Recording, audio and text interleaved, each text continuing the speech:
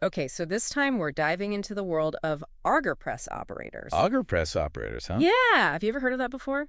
Honestly, not really rings a bell, but I can't say I know much about it. Yeah, it's not exactly a common dinner table topic. That's for sure. So what's the deal with these operators then? What do they, operate? Well, so you've sent over some stuff from RoleCatcher, which is really helpful, by the way. Oh yeah, their stuff is usually spot on. Totally. And I will admit, going into this, I had a very rudimentary picture in my head. Ooh.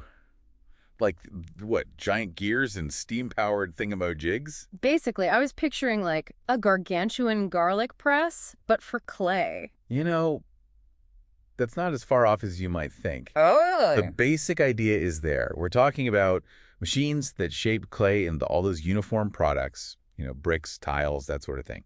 And the auger press operator, they're the ones who make it all happen. so they're like the conductors of the clay orchestra. There you go. And it's a blend of technical know-how and a real attention to detail. So it's not just anyone who can waltz in and start pumping out like terracotta warriors. Not quite, although that would be pretty impressive. The RoleCatcher guide actually goes pretty deep on this. Oh yeah. What kind of things does it say? Well, they use this term extrusion, which might sound kind of intimidating at first. Extrusion, huh? Mm. Not exactly a word you hear every day. Right, but it's actually simpler than it sounds. Imagine a Play-Doh fun factory, but supersized. Okay, I think I'm following. So the auger press basically what pushes the clay out in a certain shape? Exactly. You load the clay, the auger press pushes it through a die, which acts as a mold, and boom, you've got a perfectly formed brick or tile, whatever the design is. So there is a kind of artistry to it, even though it's on a massive scale. I'd say so. And the guide goes beyond just the what. It actually lists out what an auger press operator does day to day. Which is key, right? Because you can fantasize about a job title all you want, but those day-to-day realities, that's what really tells you if it's a good fit. 100%. And speaking of realities, the guide doesn't shy away from the good or the bad. Yeah, for example, right off the bat, they hit us with good salary as a pro. Always a good place to start. Right. I mean, gotta keep it real. Money matters. Absolutely. But then they balance it out with, the work environment.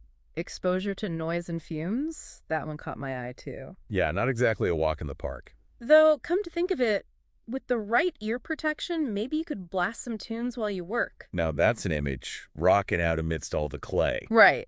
Although, knowing my luck, there'd be some safety regulation against it. Probably for best.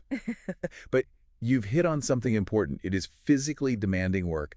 A lot of being on your feet, around heavy machinery. Yeah, I imagine it's not for everyone. What job is, really. Yeah, But that's the beauty of these deep dives, figuring out what clicks with you. exactly. And the guide actually goes a step further. They have some career profiles. Oh, interesting. Like different paths you can take? Yeah, they had everything from like entry level, just starting out, Okay, makes sense. to, wait for it, master auger press operator, Master. Now that's a title. right? Has a certain ring to it. Definitely. Like you've reached the peak of your clay shaping prowess. And the guide makes it clear it's not just a fancy title. The responsibilities change as you progress. So how does it work? Well, you start off learning the ropes, mastering the machinery. Right, getting your hands dirty, so to speak. Exactly. And then, as you gain experience, you move more towards overseeing quality control. Ah, so you become the guardian of perfectly extruded clay. Pretty much. Maybe even contributing to product development. Wow, so you go from following the process to shaping the process. Exactly, which is probably where that whole master thing comes in. Makes sense. Those folks must be in high demand. I had imagined so, yeah. All that experience, knowing the ins and outs. It's a great example of starting with a specific skill set and then really branching out. Absolutely. And what I appreciated was that RoleCatcher didn't just leave us hanging with the career info. Yeah. What else did they have? They have a whole section dedicated to interview prep. Oh, wow. Smart. Right, because getting the job, that's a whole other beast. It is. You can know everything about something. But if you can't sell yourself in an interview, Exactly. And it's funny you mentioned selling yourself because it's like they have this whole toolkit for it. like what? Spill the tea? They claim to have over 120,000 interview questions in their database. 120,000. That's a lot of questions. Seriously. Like, how do you even wrap your head around that many questions? Right. It's like the Library of Alexandria, but for job interviews. Totally. And they're not just generic ones either. Oh, so they're tailored to the specific career. Exactly. Wow. Like they have questions specifically for aspiring Auger press operators. Wow. So you can really get into the weeds? You can. It's amazing. So you're not caught off guard by some obscure clay extrusion question. Exactly. But wait, it gets even better. Better than 120,000 questions. I'm intrigued. RoleCatcher lets you record yourself answering practice questions right there on the platform. Seriously? So you can Yeah. hear how you sound, Exactly. Because it's one thing to like rehearse in your head. right? Like in the shower, where all the best answers happen. Totally. But then when you actually say it out loud, It's a whole different ballgame. it is. You catch those like awkward pauses or the places where you need to explain something better. Oh, 100%. So it's like having a personal coach in your pocket. That's a great way to put it. I love that they thought of that. Me too. Yeah. It's those little details that can make all the difference. Speaking of details, did they happen to mention anything about their AI feedback for this? You know they did.